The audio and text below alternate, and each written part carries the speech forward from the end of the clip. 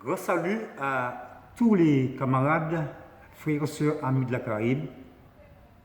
Je me présente à Boljean, je suis président du CNCP, le Conseil national des comités populaires.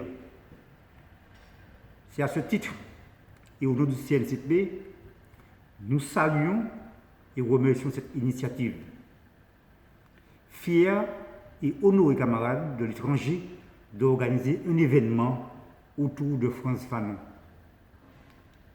Nous considérons que c'est l'un des penseurs qui a le plus contribué à la lutte des peuples pour leur émancipation.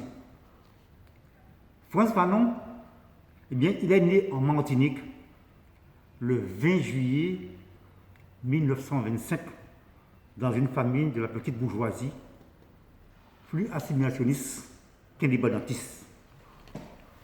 En 1941, à l'âge de 16 ans, lycéen, ayant compris la situation politique de la Martinique, le pays se dégrade. Le gouverneur de l'époque, Robert, partisan du régime de Vichy, instaure une dictature militaire avec l'aide de la bourgeoisie locale martiniquaise.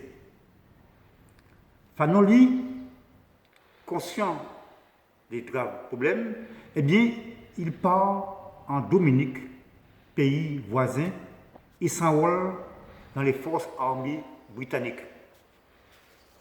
Mais sous la pression du blocus américain, en 1943, le gouverneur de la Martinique se rallie à De Gaulle. Fanon revient dans son pays, la Martinique, s'engage dans les forces de la France libre et part en 1944 en Algérie. Il retourne en Martinique, il passe son baccalauréat et il s'inscrit à la faculté de médecine de Lyon, en France. À propos de son engagement, durant la guerre, il s'oppose et il s'interroge.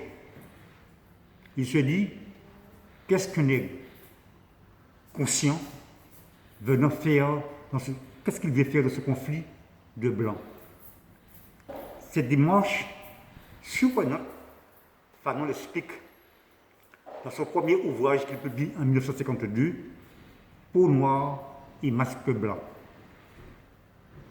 Sa lucidité lui permet d'écrire à sa mère à cette époque. Je le cite.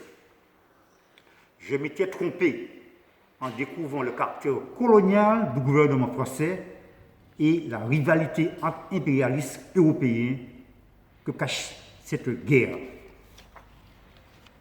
Envoyé comme médecin en psychiatrie en Algérie, toujours sous domination française, il a révolutionné la psychiatrie en faisant un véritable outil d'émancipation humaine en s'appuyant sur les racines culturelles du peuple.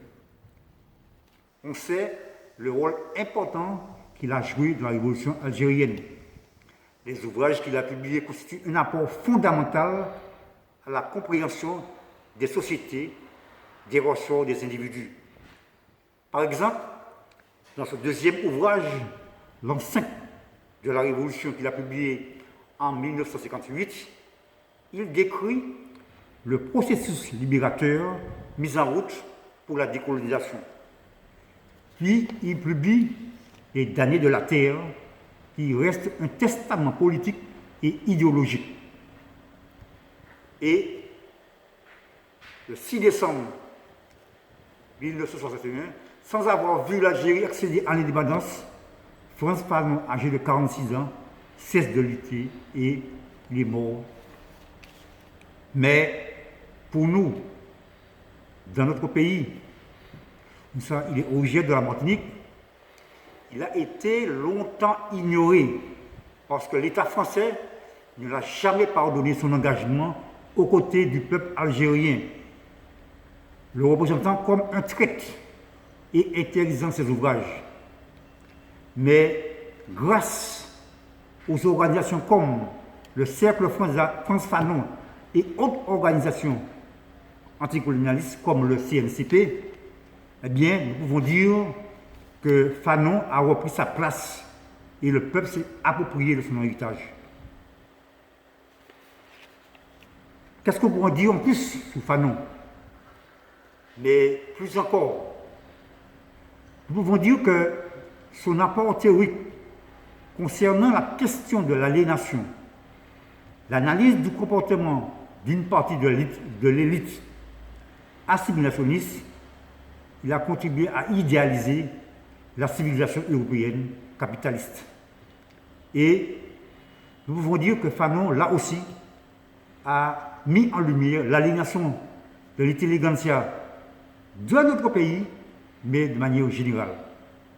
Et nous pouvons dire à ce moment que Fanon a éclairé ne serait-ce que le mouvement national martiniquais dans sa démarche pour la décolonisation. Ce sont les mouvements qui luttent pour l'émancipation nationale qui peuvent analyser scientifiquement la réalité martiniquaise et définir les voies, les moyens avec l'éclairage de la pensée de Fanon.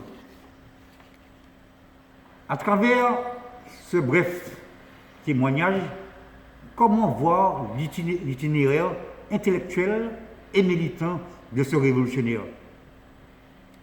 Une approche schématique, l'homme qu'il fut dans son ampleur bibliographique, son origine, son milieu social, ses influences politiques et philosophiques qu'il a subies, sa formation de psychiatre, qui plus que tout autre lui révèle les mécanismes complexes de la domination et son impact dévastateur sur les individus de la société coloniale qu'il a subi et la pratique. Fanon est un théoricien de la nation psychotique. C'est un pays colonial qui se rendra compte des liens qui existent entre la fonction de domination et la participation clinique à l'œuvre de l'oppression culturelle dont sont forcément issus les modes thérapeutiques proposés par les praticiens.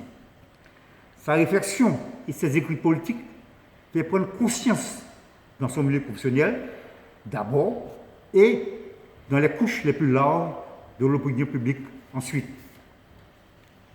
Militant du Front de libération nationale, il abandonne l'exercice de la médecine pour s'efforcer de transformer plus directement le système et permettre que le peuple algérien s'engage sur le front de sa libération.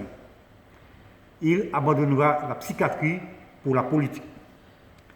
Il fut journaliste et diplomate, éditorialiste à El Moudjahid de 1954 à 1960.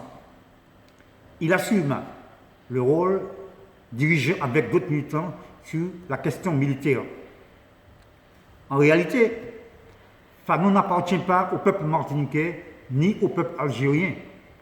Fanon appartient au peuple opprimé du monde, qui lutte pour leur émancipation et pour leur souveraineté. Nous allons terminer avec une petite citation de Fanon. Je le cite. « Je ne veux pas chanter le passé au départ de mon présent et de mon avenir.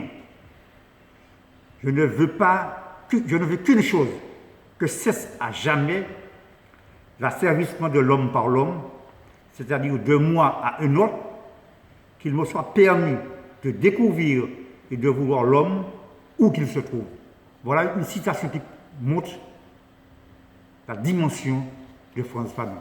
Je vous remercie.